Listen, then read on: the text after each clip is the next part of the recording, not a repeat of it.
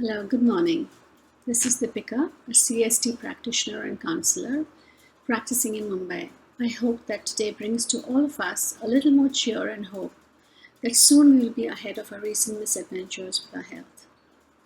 In little over 1 year since our travails with COVID-19 began, we can assume there's been a surge of the hormone oxytocin in people across the globe.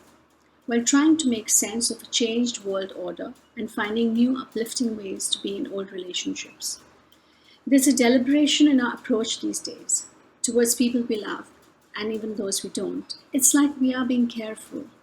We are taking care of others like we have never done before, trying not to hurt them, trying not to add to their suffering, because now we have seen close up the mortality of human life, here today, gone tomorrow. Going back to this hormone, oxytocin is key in mother-child bonding at the time of birth. It secures the relationship for the new baby, who's as yet driven by needs, unable to be self-fulfilled. So this will result in a secure attachment style, a primary significator of the probable well-being of this new entity in adult life. Love has been sealed between two beings. Sounds perfect, suggesting the presence of mature adults, mature parents, trained in the fine art of relationship making and sustaining. Without secure attachment style, however, what causes a couple to engage in rareifying each other? What is it that makes us want to consecrate everything we have, including relationships, to everlasting stature? Bonding, grouping together beyond our tribe, and forging long-lasting relationships is what humans specialize in. The recent rude awakening from the pandemic has led us to contemplate a life temporarily removed from all that we know, are familiar with, value, in countries where mental health has not yet found privilege as an important aspect of wellness. The consequences of leading life in isolation has been disastrous. One can tell from the swelling numbers of helplines. Human bonded pairs are not exactly like Siberian cranes that mate for life, but we are close when it comes to forming similar dependencies. Whether these dependencies will create relationships that flourish or strain or break is contingent upon the extent of our expectations, our needs, and level of attachment. If these can be maintained within reasonable limits, a relationship can still find an even keel, ensuring longevity. So while in COVID-induced isolation, I spent an inordinate and not entirely healthy amount of time with my partner in close quarters, as did you. And it got me worried, because while earlier the continuing newness of our very long association was maintained with daily periodic separations, here we were literally acting out the life of the Siberian crane. Boundaries had to be drawn afresh, almost daily in the beginning. It was surprisingly beneficial to have all meals together, yes, but then families also had to negotiate difficult terrain, like additional and novel expectations, like a sudden need to be nurtured more than before, a sudden need to be understood more deeply, trying not to step onto the other person's toes, wanting to communicate more often, yet needing to maintain me time and me space.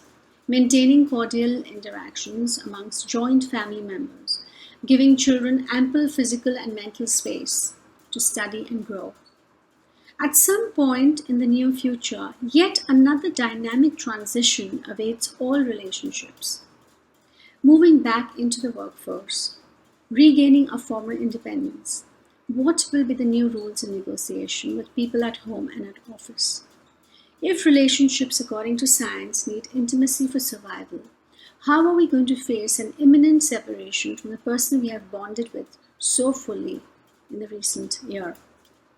Nothing in philosophical or scientific text fully satisfies my inquiry about relationship success. Although as a practicing Buddhist, I am drawn to ideas from Lord Buddha's teachings about suffering at the helm of attachment. The opposite of attachment is letting go.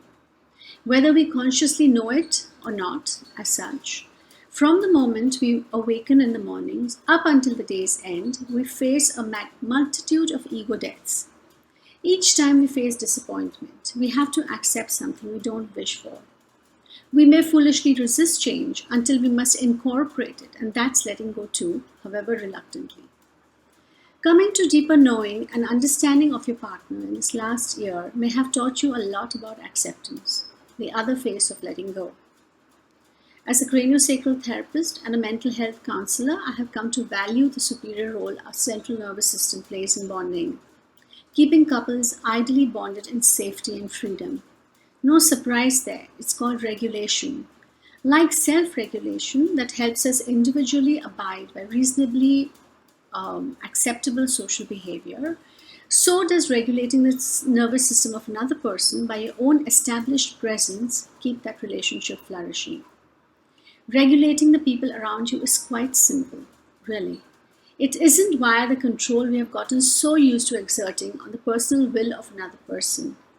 It is rather a desirable function of one's nervous system to help others cope with stress.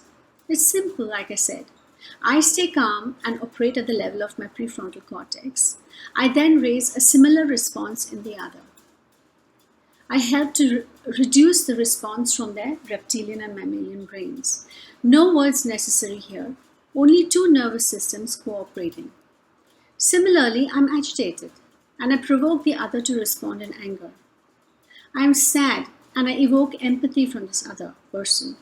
If our relationship is healthy, it means that we are being energetically regulated by ourselves and by each other. In such relationships, the brains are doing a rather good job of predicting and maintaining the allostasis load within variable range. The latest scientific research says that your brain predicts your experiences even before you have them. These predictions are a result of all the information gathered in the past by your nervous system and sent to your brain and coded, such that any experience we have has the wisdom of all similar experiences backing it. And how do we juxtapose New Age teaching of thoughts becoming things here? It's clear that predictions of the brain become things. So if my brain predicts a good life for me and I act on my subconscious and conscious belief that I deserve it, I will go ahead and create a life like that. But what happens when the brain predicts a rough outcome while I consciously strive for something better? It's like the future is already predicted by the brain and it's not a great future.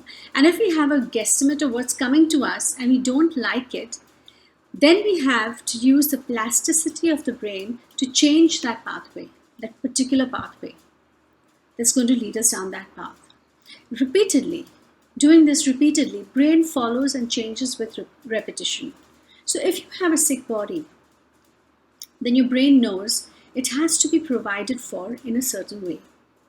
Because the brain is invested in maintaining a balanced body structure and body functioning. It strives to do just that. If your inner resources have run dry, your brain will then seek outside help. This is precisely where regulation from our close relationships comes in handy, to help our brain regulate our stress responses. We can call on the other person's calm nervous system and invoke a similar response in ours. From sympathetic arousal, our body can easily move into parasympathetic mode with the press of a button on the other person's brain.